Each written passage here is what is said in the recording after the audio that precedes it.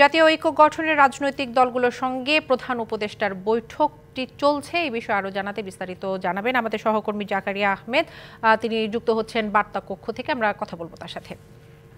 জাকারিয়া, বৈঠক তো চলছে, এই মুহূর্তে কাদের সাথে বৈঠক করছেন প্রধান উপদেষ্টা এবং বৈঠকে কারা কারা এসেছেন বিস্তারিত জানতে পেরেছেন কিনা আমাদের জানাবেন। আমরা বেশ কয়েকদিন ধরেই লক্ষ্য করছিলাম যে প্রধান উপদেষ্টার তরফ থেকে একটি বার্তা দেওয়া হচ্ছিল, সেটি হচ্ছে জাতীয় ঐক্যের ডাক, জাতীয় ঐক্যের আহ্বান। সেই বার্তাটি গতকালকে তার প্রধান উপদেষ্টার রাজনৈতিক তার যিনি সচিব রয়েছেন, প্রেস সচিব, তিনি তার পক্ষ থেকে একটি আহ্বান জানিয়েছিলেন যে প্রধান উপদেষ্টা খুব শিগগিরই জাতির উদ্দেশ্যে কিংবা যে রাজনৈতিক দলগুলো রয়েছে, বাংলাদেশের প্রধানতম রাজনৈতিক দল, তাদের সবার উদ্দেশ্যে একটি জাতীয় ঐক্যের ডাক দেবেন। কারণ বর্তমান প্রেক্ষাপটে আজকে আমরা দেখেছি যে প্রধান উপদেষ্টার একটি অনুষ্ঠানে তিনি অংশ নিয়েছিলেন মিরপুর সেনানিবাসে। সেখানেও তিনি একটি বলেছেন যে কৌশলগত কারণে বাংলাদেশ এখন একটি সংকট কাল অতিক্রম করছে, যেটি অতীতের তুলনায় বেশ ভয়াবহ রকমের, এবং যে কারণেই একটি জাতীয় ঐক্য প্রয়োজন, এবং সেই ঐক্যের বার্তা দেওয়ার জন্যই তিনি বিভিন্ন রাজনৈতিক দলগুলোর নেতাদের সঙ্গে আজকে তিনি বসেছেন। বৈঠক এখনও চলছে। আমরা জানতে পেরেছি বিএনপি, জামায়াত সহ বেশ প্রধানতম যে রাজনৈতিক দলগুলো রয়েছে তারা সেখানে অংশ নিয়েছেন। বৈঠকটি এখনও চলমান রয়েছে। আমরা বৈঠকে উপস্থিত যে নেতারা অংশ নিয়েছেন বা আছেন, তাদের বৈঠকে অংশ নেওয়ার আগে আমরা দু একজনের সঙ্গে কথা বলার চেষ্টা করেছি। তারাও যেটি ধারণা করছেন যে বর্তমান চলমান প্রেক্ষাপটে, অর্থাৎ আমাদের প্রতিবেশী ভারতের সঙ্গে বাংলাদেশের যে পররাষ্ট্র নীতির যে ধরনের একটি টানাপোড়েন চলছে বেশ কয়েকদিন ধরে, সেই বিষয়গুলো এই বৈঠকে আলোচিত হবে। পাশাপাশি সংস্কার নিয়ে কিংবা নির্বাচন নিয়ে এই সরকারের যে ভাবনা কিংবা এই সরকারের যে নীতি নির্ধারণী পর্যায়ে তারা যেটি করছেন সেই ব্যাপারগুলো এই বৈঠকের মধ্য দিয়ে উঠে আসবে। কারণ আর 4 দিন পরেই এই বর্তমান যে অন্তর্বর্তীকালীন সরকার, তার মেয়াদ 4 মাস পূর্ণ হবে, এবং পরবর্তীতে দেশের যে প্রত্যাশা, জনগণের যে প্রত্যাশা, বিশেষ করে রাজনৈতিক দলগুলো যেটি বলছে যে তাদের যে প্রত্যাশা একটি নির্বাচন, সবার অংশগ্রহণে, সেই নির্বাচনকে ঘিরে এই সরকারের যে ভাবনা কিংবা এই সরকারের যে কর্মকৌশল যেটি নির্ধারণ করেছেন তার সামগ্রিক একটি আপডেটই যদি বলা হয়, সেই ব্যাপারগুলো তারা এই বৈঠক থেকে জানতে পারবেন সেরকম প্রত্যাশা করে গিয়েছেন। তবে বৈঠক শেষে আদৌ আমরা জানতে পারবো তাদের সঙ্গে কথা বলে, কিংবা রাজনৈতিক দলগুলো নিশ্চয়ই বৈঠক শেষে বৈঠকে কি হয়েছে তার সারমর্ম গণমাধ্যমের সামনে নিশ্চয়ই তুলে ধরবেন। পাশাপাশি প্রধান উপদেষ্টার দপ্তর কিংবা তার পক্ষ থেকেও সেই ব্যাপারগুলো আমাদেরকে তুলে ধরা হবে বলে আমরা জানতে পেরেছি। এবং যে বিষয়টি পরিষ্কার যে বর্তমানে বাংলাদেশের সঙ্গে ভারতের যে পররাষ্ট্র গত যে একটি অবস্থান চলছে, যেটি নজিরবিহীন, বাংলাদেশের যে সহকারী হাইকমিশন রয়েছে আগরতলায়, সেখানে গত সোমবার উগ্রপন্থী হিন্দুবাদীরা হামলা চালিয়েছে, বাংলাদেশের জাতীয় পতাকা তারা আগুন দিয়ে পুড়িয়ে দিয়েছে। এটি একেবারেই নজিরবিহীন। যদিও সে দেশের পররাষ্ট্র মন্ত্রণালয় থেকে দুঃখ প্রকাশ করা হয়েছে, পাশাপাশি বাংলাদেশের পররাষ্ট্র মন্ত্রণালয় থেকেও বিবৃতি দেওয়া হয়েছে। ভারতের ঢাকায় নিযুক্ত যিনি রয়েছেন রাষ্ট্রদূত প্রণয় ভার্মা, তাকেও ডাকা হয়েছিল। তবে তিনি যেটি দাবি করেছেন কিংবা বলেছেন যে কোনো পরিস্থিতিতে বাংলাদেশের সঙ্গে তারা বন্ধুত্ব চান। নিশ্চয়ই এই বিষয়গুলো রাজনৈতিক দলগুলো, বিশেষ করে বিএনপির মতো রাজনৈতিক দল যারা রাষ্ট্র পরিচালনা করেছে, তাদের কাছ থেকে পরামর্শও নিতে পারেন এই বৈঠক থেকে। সেরকম ব্যাপারই কিন্তু অনেকেই মনে করছেন যে যাদের রাষ্ট্র পরিচালনার অভিজ্ঞতা রয়েছে অতীতে, কিংবা পররাষ্ট্রের এই ব্যাপারগুলো নিয়ে যাদের অতীত অভিজ্ঞতা রয়েছে, তাদের কাছ থেকে অন্তর্বর্তীকালীন সরকারের প্রধান তিনি পরামর্শ নিতে পারেন। পাশাপাশি বর্তমান যে সংকটের কারণে তিনি যে জাতীয় ঐক্যের ডাক দিয়েছেন, সেই জাতীয় ঐক্য কিভাবে বিনির্মাণ করা যায়, কিভাবে প্রত্যেকটি রাজনৈতিক দলগুলোকে কিংবা দেশের জনগণকে ঐক্যবদ্ধ করা যায়, সেই ব্যাপারগুলো নিয়েও এখানে আলোচনা হতে পারে বলে। জাকারিয়া আহমেদ, আপনি বার্তা কক্ষ থেকে আমাদেরকে বৈঠকের বিষয়ে জানাচ্ছিলেন। আপনি থাকুন আমাদের সাথে, আপনার কাছে আমরা আবারও ফিরবো।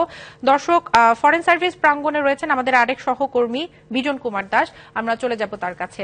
বিজন, আপনি তো ফরেন সার্ভিস প্রাঙ্গণে আছেন, বৈঠকের সর্বশেষ পরিস্থিতি আমাদের জানাবেন। বৈঠকটি এখনো চলছে, কয়টা নাগাদ শেষ হতে পারে বিস্তারিত জানাবেন। এখন বৈঠকটি শুরু হয়েছিল ঠিক 4টার পরপরই। আমরা আগেই জানিয়েছিলাম যে প্রধান উপদেষ্টা 4:10 উনি প্রবেশ করেছেন। তারপর প্রায় ঘণ্টাখানেকের বেশি সময় ধরে বৈঠকটি হয়েছে। মাঝখানে বিরতি চলছিল, বিরতির পরে হয়তো আবার শুরু হয়েছে, কিন্তু বিরতি মাঝখানে এবি পার্টির একজন নেতা তিনি আমাদের সাথে কথা বলেছেন। তিনি বলছেন যে উনি প্রধান উপদেষ্টা একটি সূচনা বক্তব্য দিয়েছেন রাজনীতিবিদ যে সব রাজনৈতিক দলগুলোর সাথে মিটিং করে। সূচনা বক্তব্যে উনি বলেছেন যে বিভিন্ন এখন বাংলাদেশের যে অস্থিতিশীল পরিস্থিতি এবং পার্শ্ববর্তী দেশের সাথে বিভিন্ন ইস্যু নিয়ে সেটি কথা বলেছেন এবং বলছেন যে গণঅভ্যুত্থানের মধ্যে দিয়ে যে সরকারটি গঠিত হয়েছিল এবং সরকার একটি নতুন দেশ গঠনের জন্য তারা যে প্রস্তুতি নিয়েছিলেন, কিন্তু একটি ফেসিবাদ চক্র সেটিকে ষড়যন্ত্র করে সেই দেশটাকে আবার আগের অবস্থায় ফিরিয়ে নিয়ে যাচ্ছে এমন একটি অভিযোগ করেছেন। তিনি বলছেন যে বিভিন্ন দেশে যে দূতাবাসগুলো রয়েছে সেই দূতাবাসগুলোতে কিভাবে দেশপ্রেমিক কর্মকর্তাকে নিয়োগ দেওয়া যায় যেসব যাতে এই ধরনের পরিস্থিতি তৈরি না হয় সেই ব্যাপারটি তারা বলছেন এবং রাজনৈতিক দলগুলো প্রধান উপদেষ্টাকে পরামর্শ দিয়েছেন বিশেষ করে একটি সংখ্যালঘু সংস্কার কমিশন গঠন করার বিষয়ে, যেহেতু সংখ্যালঘুদের নিয়ে একটি সমস্যা হচ্ছে বাংলাদেশে, এটি নিয়ে বিভিন্ন দেশ তারা কথা বলছে। এই বিষয়গুলো তারা সজাগ এবং বাংলাদেশের পতাকা যে বিদেশে মাটিতে অবমানিত করা হচ্ছে সে বিষয়টি প্রসঙ্গত নানা বিষয় নিয়ে তারা কথা বলেছেন। হয়তো বৈঠকটি চলছে, কিছুক্ষণ পরে রাজনৈতিক আর যেটি বলছিলাম যে বিভিন্ন বিএনপির 4 সদস্যের প্রতিনিধিকে আমরা দেখেছি, বিশেষ করে মোশাররফ হোসেনকে দেখেছি স্থায়ী কমিটির সদস্য, আমরা দেখেছি মঈন খান, নজরুল ইসলাম খান, আমির খসরু মাহমুদ চৌধুরী ওনাদেরকে প্রবেশ করতে দেখেছি। আমরা দেখেছি জামায়াতের আমির উনি প্রবেশ করেছেন এবং বাম দলের বেশ কয়েকজন নেতাকে আমরা দেখেছি, জুনাইদ সাকিকে দেখেছি, ববি হাজ্জাজকে দেখেছি। এই অনেকগুলো রাজনৈতিক দল, খালেকুজ্জামান বাসদ নেতা ওনাকে আমরা প্রবেশ করতে দেখেছি, যে অনেকগুলো রাজনৈতিক দলের সাথে উনি বৈঠকটি করছেন। এবং আমি আগে বলেছিলাম যে আসলে গতকালকেও তারা বৈষম্যবিরোধী ছাত্র যে নেতাদের তাদের সাথে প্রধান উপদেষ্টা বৈঠক করেছেন, আজকে বিভিন্ন রাজনৈতিক দলগুলোর সাথে বৈঠক করছেন এবং আগামীকালকেও বিভিন্ন যে ধর্মীয় সংগঠন তাদের নেতাদের সাথে বৈঠক করবেন এবং তারপরে আসলে কিভাবে জাতীয় ঐক্যটি করা যায় এবং বাংলাদেশের শান্তি ফিরিয়ে আনা যায় এবং পরবর্তী বাংলাদেশকে এগিয়ে নেওয়ার ব্যাপারে তারা যে ঐক্যমতে পৌঁছাতে চান সেই সিদ্ধান্তটি হয়তো এখান থেকে আসবে। বিজনের কাছ থেকে জানছিলাম বৈঠকের বিষয়ে। ধন্যবাদ আপনাকে। আমরা আবারও ফিরছি ডিবিসি বার্তা কক্ষে, সেখানে আছেন আমাদের সহকর্মী জাকারিয়া আহমেদ। জাকারিয়া, বৈঠকের বিষয়ে আপনার সাথে কথা বলছিলাম, আবারও ফিরলাম আপনার কাছে। বিজন বলছিলেন আজকে বৈঠক হয়েছে রাজনৈতিক দলগুলোর সাথে। আপনি জানেন গতকাল একটি বৈঠক হয়েছিল, সেখানে বৈষম্য বিরোধী ছাত্রদের সাথে একটি বৈঠক হয়েছে। সেখানে বিভিন্ন বাংলাদেশের বিভিন্ন ইস্যু নিয়ে আলোচনা হয়েছে, তার মধ্যে তথ্য সন্ত্রাস, মিডিয়ার প্রকৃত অবস্থান, বিভিন্ন বিষয় নিয়ে আলোচনা হয়েছে। কাল ধর্মীয় নেতাদের সাথে বৈঠকে বসতে যাচ্ছেন, সেখানে আসলে কি বিষয় নিয়ে কথা হতে পারে?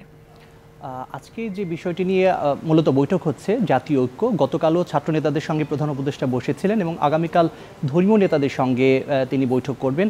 মূলত আসলে একটি বিষয় যেটি সবার আলোচনা থেকে উঠে আসে, অর্থাৎ গত 15 বছরে যে একটি শাসন, অর্থাৎ আওয়ামী শাসন ছিল, আওয়ামী শাসনের ছাত্র জনতার গণ অভ্যুত্থানে আওয়ামী লীগ সরকার পরাজিত হওয়ার পর শেখ হাসিনা যখন বাংলাদেশ থেকে পালিয়ে ভারতে আশ্রয় নেন, তারপর থেকেই কিন্তু নানান ধরনের সংকট বা এই সংকট আমরা দেখতে পাচ্ছি। বিশেষ করে প্রতিবেশী রাষ্ট্রের সঙ্গে বাংলাদেশের যে কূটনৈতিক সম্পর্ক, সেটি এর আগে নজির কখনোই এই ধরনের পরিস্থিতির মুখোমুখি হয়নি। তো এই ব্যাপারটি নিয়ে এক ধরনের জাতীয় ঐক্য, আর বিশেষ করে একটি প্রশ্ন কিন্তু সবার মাঝে হয়তো এসেছে, আমরা অনেককে বলতে দেখেছি বা শুনেছিও, অর্থাৎ এখন থেকে প্রায় 4 মাস আগে মাত্র একটি ছাত্র জনতার অভূতপূর্ব যে গণ অভ্যুত্থান হলো, এটি একটি জাতীয় ঐক্যের ভিত্তিতে হয়েছিল। 4 মাস পর আবার একটি জাতীয় ঐক্যের ডাক আবার প্রধান উপদেষ্টার কাছ থেকে দেওয়া হলো, অর্থাৎ সামগ্রিকভাবে বাংলাদেশ যে একটি সংকটের মধ্য দিয়ে যাচ্ছে সেটি যিনি আজকে বলেছেন আজকেই। তো এই সংকট থেকে আবার জাতিকে উদ্ধার করতে হলে আমাদের নিজেদের ভিতরে ঐক্যটা প্রয়োজন। সেই ঐক্যের তাগিদ থেকেই তিনি এই বৈঠকের আয়োজন করেছেন রাজনৈতিক দলগুলোর সঙ্গে। জাকারিয়া, বিস্তারিত জানানোর জন্য আপনাকে ধন্যবাদ। আমরা নিশ্চয়ই আবারও আপনার কাছ থেকে খবর শুনবো, বৈঠকের ফলাফল, বৈঠকে কি কি সিদ্ধান্ত আসে সেসব বিষয় নিয়ে পরবর্তীতে নিশ্চয়ই আপনার সাথে আলোচনা হবে। ধন্যবাদ আপনাকে।